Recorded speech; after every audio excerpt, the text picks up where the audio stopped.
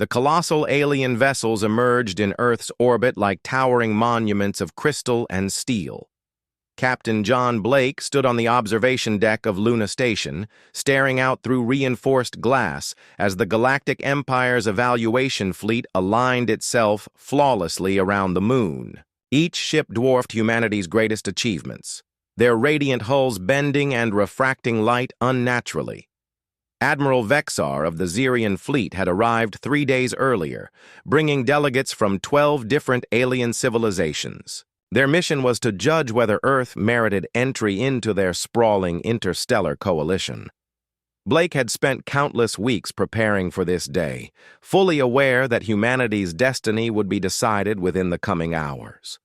Straightening his dress uniform, the captain made his way toward the docking bay where the alien shuttle awaited. Commander Lisa Grant matched his stride, her expression steady despite the gravity of what lay before them.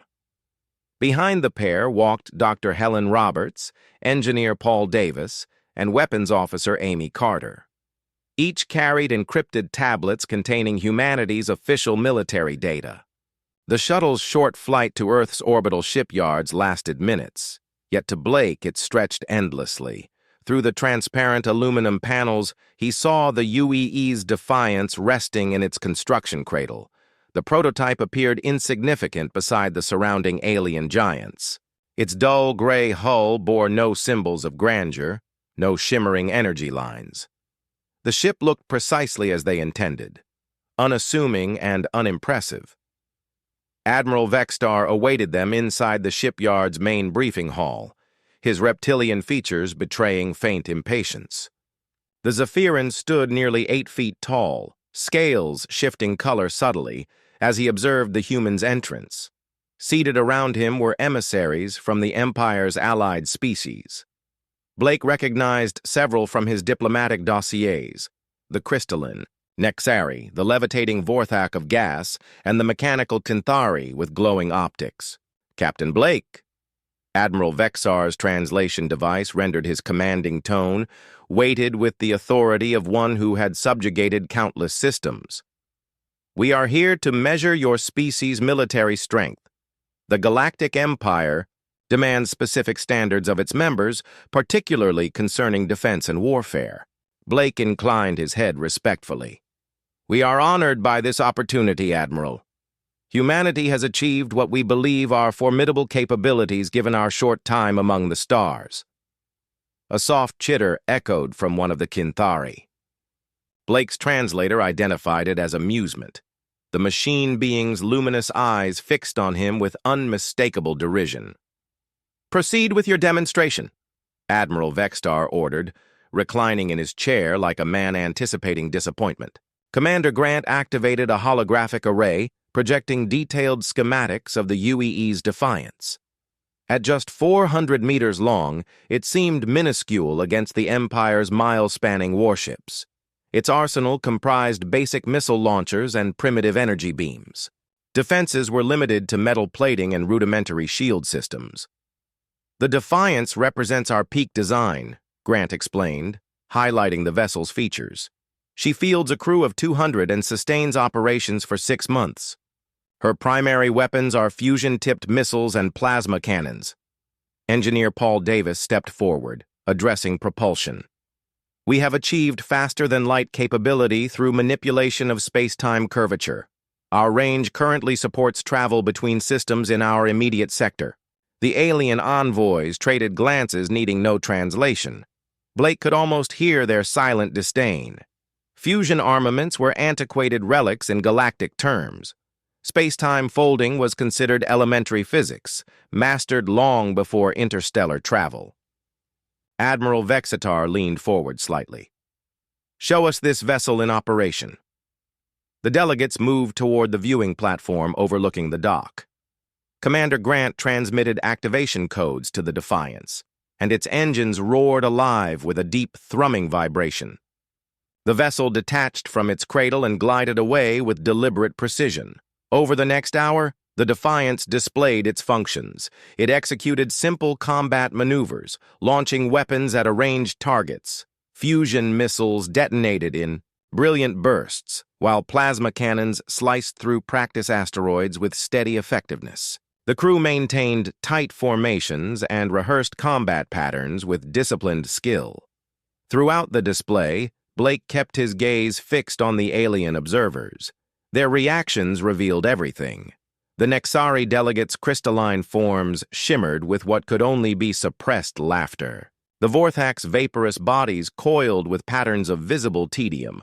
Most damning, Admiral Vexitar ceased watching altogether, attention fixed instead on his personal data terminal.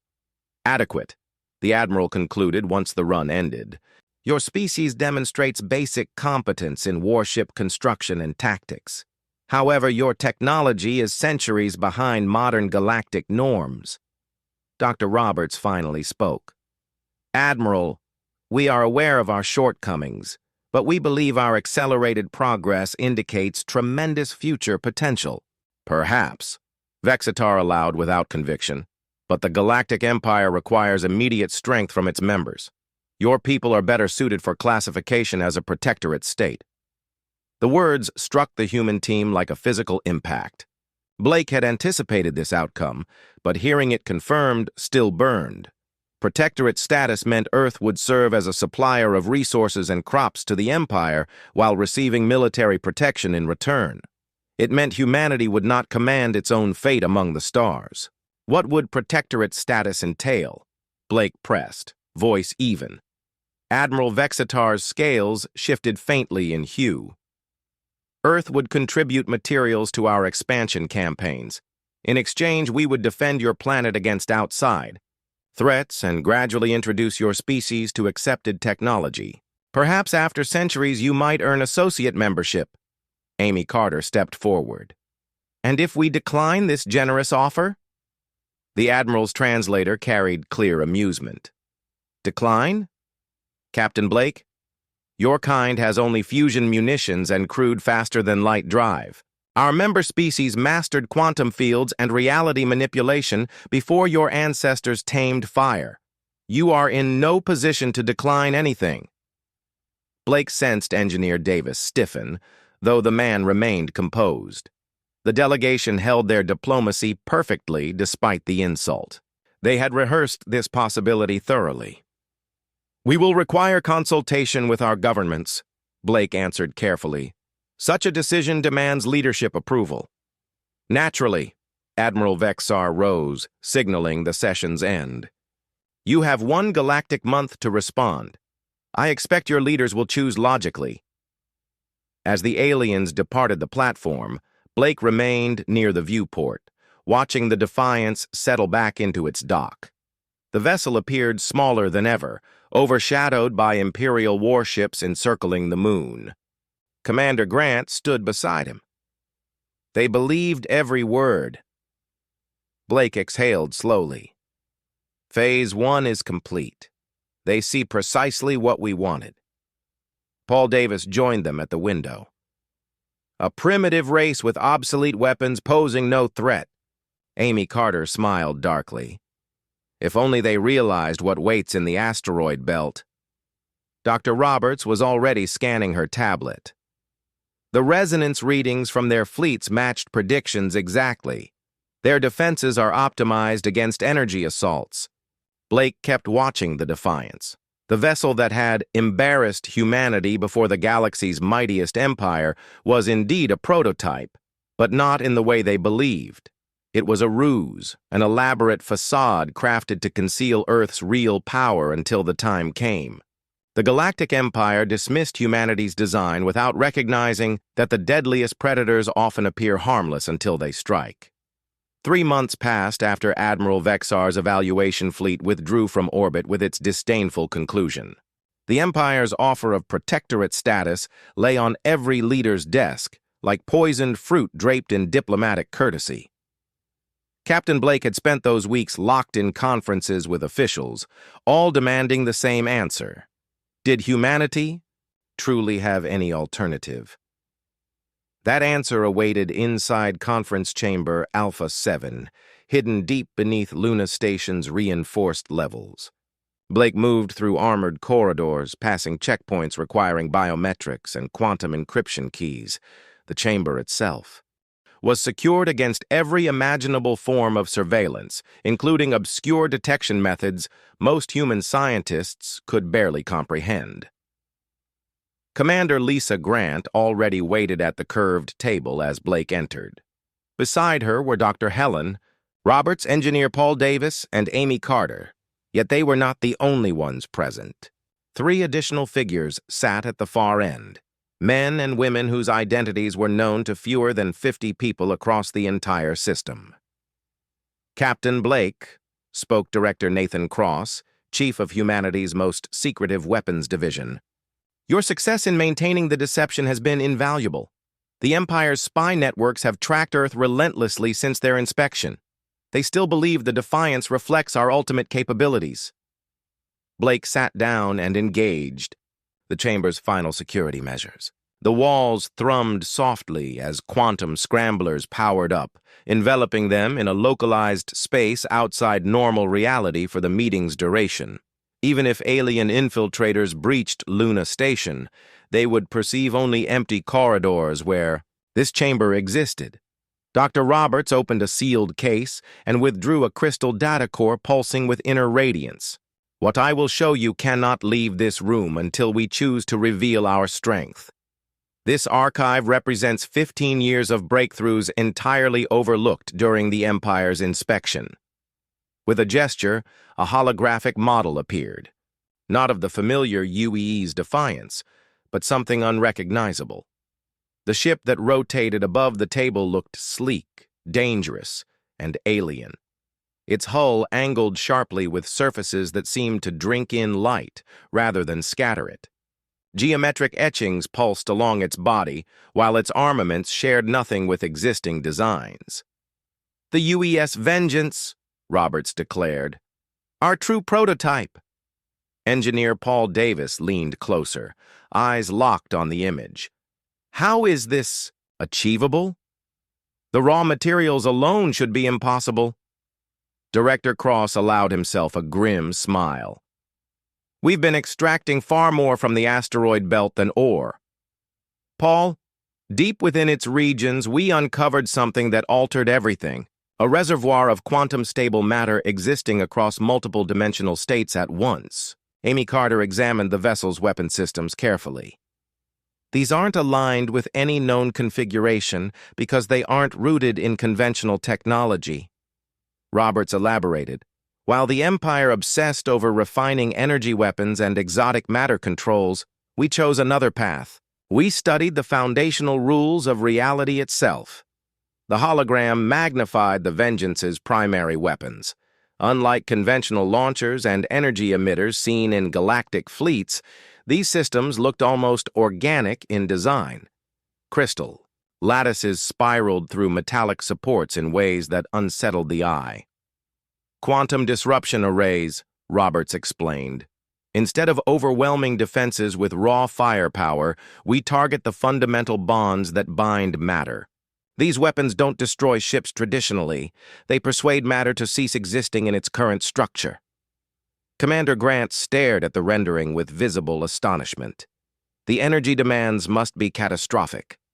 Surprisingly, they're not, Roberts replied. That is the elegance of quantum mechanics. Immense energy isn't required when you strike precisely at the right point in subatomic space. One disruption pulse consumes less energy than the Defiance's. Plasma cannons, yet can dismantle a capital ship at the molecular scale. Director Cross switched the hologram to defensive schematics.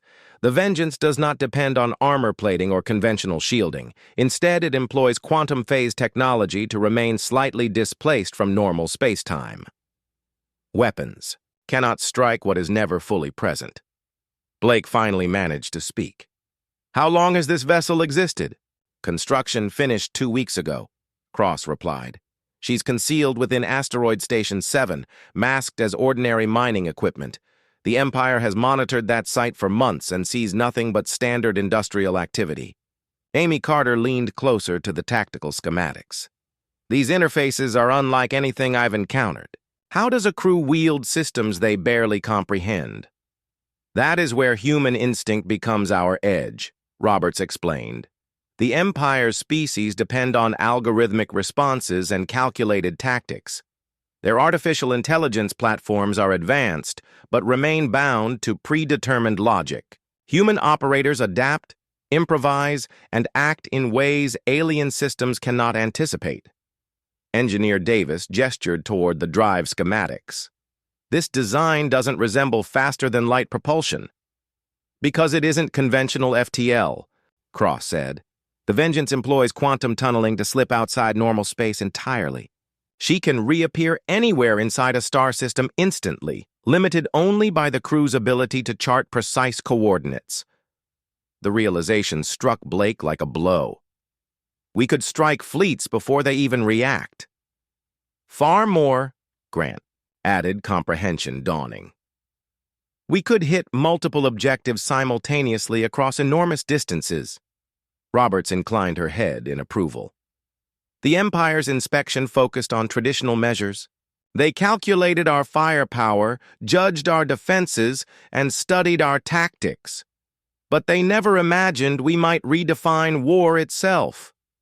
Director Cross rose, stepping toward the single viewport, where Earth hung like a glimmering sapphire in the void. For millennia, the Galactic Empire has honed interstellar battle. Their doctrine relies on ever greater energy outputs directed at opposing targets. Yet their thinking is trapped in the belief that larger blasts and denser shielding are the only path to supremacy. While we learned that reality itself can serve as our weapon, Carter said quietly. Exactly, Roberts agreed. Every particle aboard enemy warships is bound by quantum laws. If those laws are sufficiently understood, matter can be persuaded to behave otherwise. The Empire's shields are designed to repel energy strikes.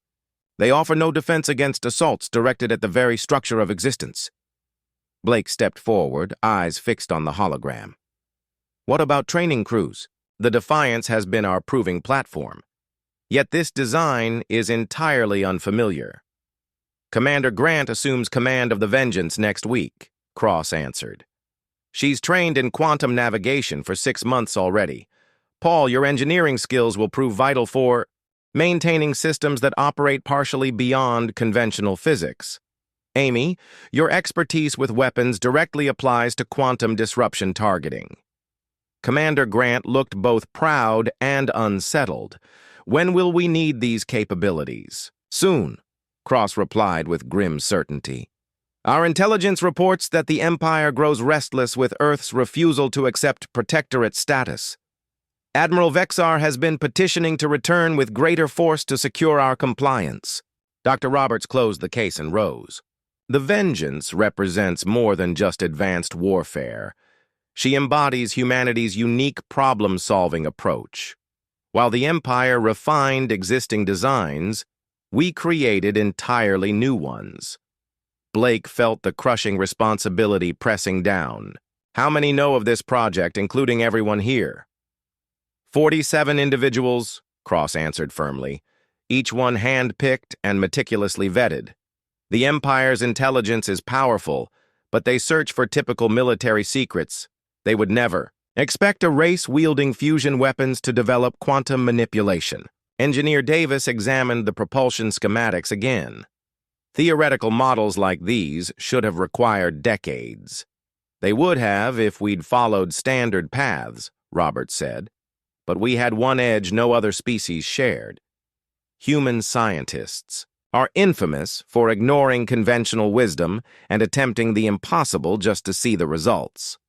While alien researchers perfected known tools, our teams asked entirely different questions about existence itself. Amy Carter rose and paced the room. 6 months had passed since the Empire's inspection, and Admiral Vexar had grown impatient with Earth's defiance. His armada arrived from hyperspace at the system's edge, a swarm of metal predators gleaming with weapons capable of shattering worlds. 37 warships, forged from the combined power of 12 species, arranged into attack formations as they advanced. Captain John Blake observed their approach from Luna Station's command deck, his face calm though the threat loomed immense. Director Nathan Cross stood beside him, monitoring panicked transmissions from Earth's governments. The colossal vessels were visible to the naked eye from the planet below, their dark hulls blotting out stars. "Admiral Vexar is transmitting on all channels," reported Comms Officer Brad Lewis. "He demands surrender and appointment of an Imperial governor."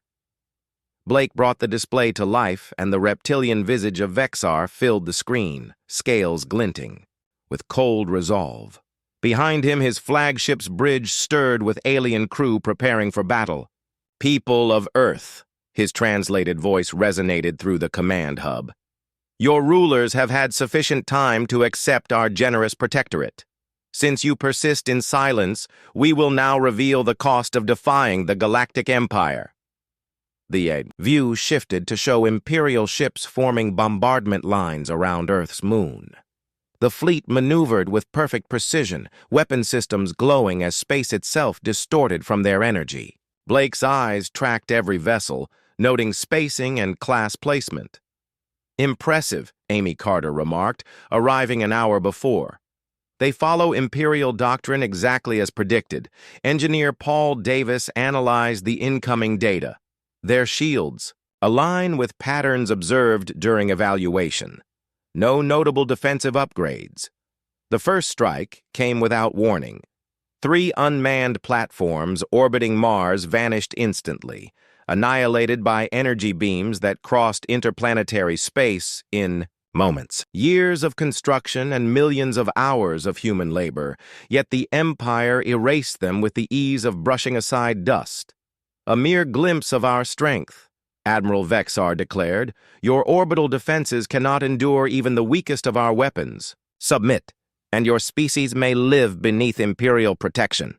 Blake opened a secure channel to Earth's United Defense Council. "Council Leader Margaret Stone, are you ready to authorize countermeasures?" Her voice came through faintly from the command bunker beneath Geneva. "Captain Blake, our conventional forces cannot face those ships. Do we have any credible alternatives?" "One," Blake replied cautiously. "But it requires absolute trust in our assessment." The council had been briefed on advanced defense concepts, yet the vengeance itself remained the highest secret. Only select leaders knew humanity held anything beyond ordinary weapons. "Admiral Vexar demands a response," Commander Lisa Grant reported at the tactical console. "Shall I order the Defiance to engage?" Blake nodded. "Launch at once. Maintain prior operational parameters." UES Defiance detached from Luna Station and accelerated toward the alien fleet, engines blazing at full output. Against the vast Imperial armada, the small ship looked laughably inadequate, like a lone fighter squaring off against an entire air wing. Vexar's voice dripped with amusement through the translator. "They send their prototype to face our fleet. This species lacks even the faintest grasp of strategy." The Defiance closed within range, firing fusion missiles and plasma cannons. Impacts flared uselessly against an Imperial cruiser's shields, producing only brief flashes before vanishing. "As expected," Vexar said coldly, "their weapons cannot breach even our weakest screens." A single beam from the cruiser slammed into the Defiance, overwhelming its shields. Grant threw the vessel into emergency maneuvers, narrowly avoiding destruction. Smoke vented as the ship limped away. "Flee, little vessel," Vexar broadcast. "Tell your leaders resistance is hopeless." Blake observed the Defiance's retreat with grim satisfaction. The crew had executed their deception flawlessly, feigning desperation while gathering vital intelligence. Lieutenant Sam Morris, Sensor Chief, had already logged shield harmonics, weapon cycles, and fleet coordination data. "Excellent work," Blake calmed. "Return to base and prepare the full report." The Imperial fleet assumed siege formation around Earth, weapons aimed at cities and defenses. Admiral Vexar broadcast again, delivering an ultimatum: surrender within 48 hours or face annihilation. "We have been patient with your species," he said, "but our patience has limits. Obey Imperial authority, or we will remind you why resistance to the Galactic Empire has never succeeded." Blake cut the transmission and faced his command staff. Phase 3 is authorized. All non-essential personnel are to withdraw into deep shelters immediately. Amy Carter was already analyzing the Defiance's sensor data from its staged retreat. Their shield harmonics align exactly with Dr. Roberts' projections. Our quantum disruption frequencies will cut straight through. Engineer Davis leaned forward. Their formation spacing is textbook Imperial doctrine. They're optimized for surface bombardment, but the gaps in cross-cover make them vulnerable, Commander Grant added. Their fleet sensors remain locked on Earth and near orbit. The outer system is effectively blind. Blake initiated the secure quantum channel to Asteroid Mining Station 7. Director Cross, is the Vengeance combat ready? Cross's reply came instantly, crystal clear through encryption. Every system is online, Captain. Final checks were finished an hour ago. We await your order to decloak. Hold position until the ultimatum expires, Blake instructed. Let them believe victory is certain. The next 47 hours dragged as Earth's leaders orchestrated silent civilian evacuations. The Imperial fleet tightened its orbit, shifting warships into aggressive stances. Admiral Vexar filled the time with propaganda, broadcasting endless declarations of humanity's impending prosperity under Imperial rule. Each message carried greater condescension, spoken as though humanity were errant children in need of instruction. Your species shows potential, Vexar lectured. With proper Imperial guidance, you may someday become useful participants in civilization, but only if you abandon these childish notions of sovereignty. Blake found his arrogance predictable. The Zephyrian commander was so assured of superiority, he had suspended advanced defenses entirely. Patrols ran on autopilot, their scans routine and shallow. With 60 minutes left, Blake issued final orders. The Vengeance floated silent within the asteroid belt, unseen, its quantum arsenal primed. Commander Grant and the hand-picked specialists manned the ship's core systems. All stations report green. Quantum weapons locked and calibrated. Blake studied the Imperial fleet hanging above Earth like carrion birds. In 1 hour, Admiral Vexar would learn human frailty had been a carefully engineered illusion, the greatest deception in military history. Commander Grant, you are authorized to decloak and engage once the deadline passes, Blake ordered. Show the Empire what it means to confuse strategy with weakness. The last moments crawled by as the Imperial fleet poised to make its demonstration. At 1400 Earth Standard Time, the ultimatum expired. On his flagship, Admiral Vexar watched the countdown reach 0 with cold triumph. His bridge hummed with readiness as crews prepared to unleash devastation that would burn Earth's cities into ash and crush humanity's resolve. Commence bombardment, Vexar commanded. Strike population centers first. Let survivors witness the price of disobedience. Vast alien warships rotated toward Earth, their energy arrays glowing. With destructive force powerful enough to rend continents, Vexar intended Earth to serve as a warning the galaxy would never forget. At that instant, the UES Vengeance tore out of concealment directly inside the Imperial formation. The ship emerged between 2 Nexari cruisers like a predator surfacing. From shadow, its jagged hull devoured light, appearing as a void in the shape of a warship. The quantum phase shroud dissolved, revealing itself to 37 alien ships at once. Vexar's tactical screen flared with alarms, yet no prior trace existed. His sensors struggled even now to lock onto the vessel. It flickered unnaturally, half-anchored, in normal space, like a phantom intruding on reality. Impossible, whispered his tactical officer. No entry vector, no approach. It simply appeared inside our perimeter. On the Vengeance's bridge, Commander Lisa Grant steadied her hands over the quantum targeting lattice. Her crew moved with practiced calm among crystalline stations that blended art and warfare. The ship's systems resonated with human thought, bridging intuition and reality-bending technology. All disruption arrays charged, Amy Carter reported from weapons. Targets locked. Grant studied the Imperial fleet's perfect bombardment wedge, optimized for surface attack, utterly blind to threat from within. Fire. The Vengeance's weapons released nothing visible. No signature Imperial sensors could detect. They rewrote matter itself, convincing it to dissolve its own bonds. 6 warships vanished at once, their hulls unraveling into drifting atomic vapor. No explosions, no flames, just dissolution. Millions of tons of alien alloy became metallic haze, scattering like dust in the void. Vexar recoiled in disbelief as a quarter of his fleet disintegrated in seconds. His displays flickered, registering ships present one instant and gone the next, no wreckage left behind. "Report!" he bellowed. "What destroyed those ships?" "Unknown, Admiral," his science officer stammered, reptilian features drained of color. "Our sensors recorded nothing. Weapons discharged. The enemy ships simply dissolved, their molecular structure unraveling into scattered atoms. The surviving Imperial vessels executed frantic evasive maneuvers, trying to bring their weapons to bear against the human warship. Yet the Vengeance did not move as any craft they had ever known. Its quantum drive did not push it through space, but instead removed it from reality altogether, letting it appear and vanish at will. Engineer Paul Davis directed the vessel's movement from his station, hands flowing across interfaces that existed across dimensions. Quantum tunneling is stable at maximum output. We can sustain this tactical mobility indefinitely.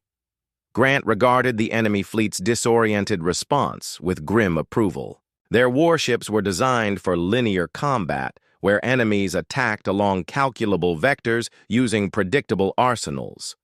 They possessed no training for combating a predator that could manifest anywhere without warning and weaponize the foundations of existence itself. "Strike the command vessels," Grant ordered. "Disrupt coordination before they adapt." The Vengeance disappeared from between the Nexari ships, reappearing beneath Admiral Vexar's flagship. Quantum disruption cannons roared again, this time with precision fire that shredded communications rather than total destruction. Vexar felt his command ship shudder as unseen forces ripped through its frame. Emergency sirens screamed while sections of the vessel simply ceased to exist, leaving immaculate voids where armored walls and equipment once stood. "Comms are destroyed," his operations officer shouted. "The weapon is disintegrating specific components at the molecular scale."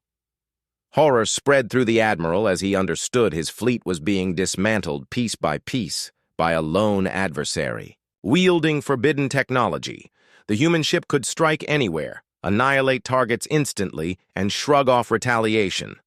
"All units, Delta pattern," Vexar ordered, "scatter and attempt retreat." But flight proved impossible. The Vengeance anticipated. Each withdrawal, materializing ahead of fleeing ships and crippling their drives with surgical efficiency. Grant refused to permit survivors who could reveal humanity's secrets to the Imperial core. Dr. Helen Roberts oversaw the engagement from Luna Station, her quantum disruption theory validated beyond projections. These weapons did more than annihilate. They erased evidence. "The Imperials are defenseless," Roberts reported to Captain Blake. "Shields and armor mean nothing against quantum-level assault." Blake nodded coldly as he studied the display. Vengeance dismantled the enemy fleet, immune to their futile strikes. Their fire passed harmlessly through her phased hull, striking only illusion. "Admiral Vexar is signaling surrender. Communications," Officer Brad Lewis reported. "He invokes Article 7 of Galactic Military Code." "Patch him in," Blake ordered. The main screen revealed Vexar's bridge drowned in chaos. Dim lighting warped reptilian features with terror. Crew scrambled at shattered consoles. "Captain Blake," Vexar rasped without arrogance, "I request immediate ceasefire under code authority." Blake regarded him with unflinching eyes. "You arrived with 37 warships and demanded our unconditional surrender. You threatened Earth with ruined cities and enslave our kind. Why should we grant you mercy you never intended for us? Your vessel, Vexar stammered, desperation in his voice. The technology it wields cannot exist. Our science proves such weapons are impossible. Your science is flawed, Blake answered coldly. While your species spent ages learning to unleash greater energy upon enemies, humanity mastered making energy irrelevant. We don't need to overwhelm your defenses when we can persuade matter to abandon resistance. The Vengeance materialized directly before the Admiral's flagship, her jagged hull dominating the view screen. At this range, the human warship was even more disturbing. Her surface devoured radiation, creating a void so unnatural it pained the eyes. "Surrender your fleet," Grant's voice echoed over comms. "Your ships will be disabled, but crews spared. Refuse, and we'll prove the weapons shown so far are merely fragments of our arsenal." Vexar glanced across his ruined bridge at the terrified faces surrounding him. The strongest armada in galactic history had been reduced to prey by one human vessel using science that should never exist. "I surrender," he whispered. "The Imperial fleet surrenders without condition." Grant's grim smile held as she watched enemy ships cut power to weapons and engines in submission. The Empire had arrived to shatter Earth's defiance, only to discover humanity commanded the most advanced war machine in known space. "Broadcast our terms to all Imperial channels," Grant ordered. "Let every race witness what comes of underestimating human ingenuity." The transmissions sent through galactic networks carried a simple but devastating truth. Humanity declared its freedom from all foreign rule and named Earth a neutral fortress that would repel all aggression. The technical data attached confirmed. Quantum disruption was real. What followed was no battle, but proof the nature of war itself had shifted. The UES Vengeance moved through Imperial ranks like death incarnate, her quantum strikes reducing centuries of military progress to worthless fragments. Vexar's surrender came too late to save most of his fleet from becoming examples of futility against human power. Commander Lisa Grant stood upon the Vengeance's bridge, eyes fixed on tactical screens showing Imperial vessels attempting escape. Her quantum drive placed the ship at multiple positions at once, severing retreat with precision no alien could match. To the invaders, it was a nightmare where physics itself betrayed them. Admiral Vexar requests leave to evacuate his surviving.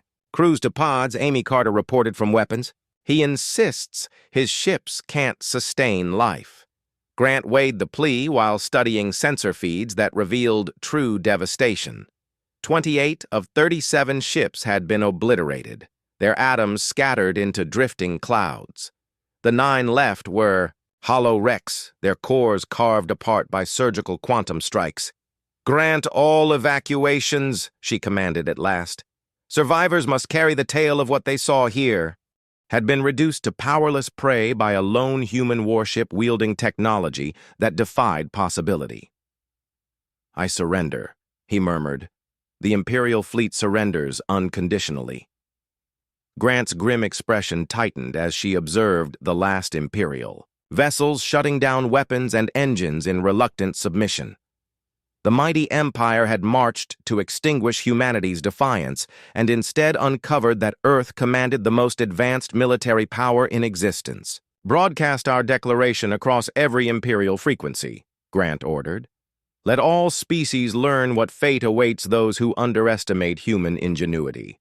The transmission flooding galactic networks was brutal in its clarity. Humanity proclaimed its independence from all outside rule and named Earth a neutral stronghold prepared to meet any act of hostility. The data released alongside confirmed beyond doubt that quantum disruption weapons were real. What followed was not battle, but revelation. The very laws of galactic war had been rewritten. The UES Vengeance drifted through the crippled armada like the hand of death itself. Her quantum salvos reduced centuries of technological progress to worthless fragments. Vexar's surrender arrived too late to rescue most of his command from, serving as grim examples of defying human science. Commander Lisa Grant stood in the center of the Vengeance's bridge, eyes fixed on tactical arrays charting Imperial ships, struggling in vain to escape. The ship's quantum drives allowed her to exist at multiple coordinates at once, sealing every retreat corridor with inhuman precision. To the trapped crews, it was a nightmare, physics itself unraveling into betrayal. Admiral Vexar requests permission to evacuate his surviving personnel into life pods, Amy Carter reported from weapons control. He insists his vessels are too damaged to sustain life. Grant studied the plea while reviewing sensor readouts that revealed the true massacre. 28 of the original 37 ships had been annihilated, their matter dispersed into drifting clouds of atoms. The last 9 remained little more than husks, their cores ripped apart by exacting quantum fire. "Authorize all evacuation," Grant commanded firmly. "Survivors must carry the tale of what transpired here." The evacuation stretched over 3 hours, ASIN every active display within the refugee fleet, revealing a human face devoid of mercy or compromise. "Admiral Vexar," Blake began, his voice resonating across the void to reach each surviving Imperial crew. "You entered our system intending to enslave humanity. You threatened annihilation of our cities and sought to chain our people. Now you witness the cost of underestimating human resolve." Blake triggered a holographic projection displaying the specifications of quantum disruption weaponry. The schematics included theoretical models proving such arms could be scaled to planetary magnitude, rendering invasion of human space an impossibility. This transmission is reaching every Imperial world and military command simultaneously. Blake continued, "Your empire and its allies now understand that humanity wields the power to dismantle matter itself at the quantum scale. Any attempt at aggression will guarantee the absolute eradication of the attacking fleet." Admiral Vexar absorbed the humans' words in rising horror. The data being distributed would alter the foundation of galactic warfare. Within mere months, all species would desperately attempt to devise countermeasures to weapons that defied reality itself. Furthermore, Blake declared, Earth proclaims its independence from every external power. We assume sovereign authority over our system and establish a 50-light-year neutral zone. Any unauthorized warship crossing this space will be treated as hostile and destroyed without hesitation. The transmission ended, leaving Imperial survivors adrift in life pods, staring at the wreckage of what had once been the greatest fleet in history. Engineer Paul Davis oversaw the Vengeance's systems as she readied her final display of superiority. "Quantum tunneling drive calibrated for simultaneous targeting," Davis reported. "We can strike every surviving Imperial ship at once." Grant inclined her head. "Execute. Show them this conflict ended the moment we willed it." The Vengeance vanished and reappeared in 24 places within the debris field simultaneously. Each projection targeted one disabled vessel with flawless precision, leaving no question of humanity's capability. In seconds, every remaining enemy craft simply ceased to exist. Admiral Vexar, watching from his pod, saw the last of his proud fleet dissolve into drifting atoms. The display proved humanity could have destroyed them instantly, but had chosen restraint instead. The psychological blow was absolute. Humanity stood not only supreme, but merciful in its dominance. "This cannot be," whispered the Admiral's science officer whispered through the emergency comms. "The power demands for simultaneous quantum projection should surpass the output of a star. Unless human engineering functions on principles beyond our comprehension," Vexar answered darkly. Their approach to war follows an entirely different path than any species in galactic history.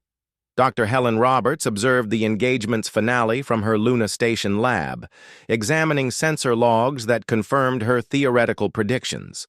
The quantum disruption arsenal had executed flawlessly, proving capabilities that would compel every galactic power to rethink its most basic assumptions of conflict. The greater shock will be psychological, Roberts told director Nathan Cross.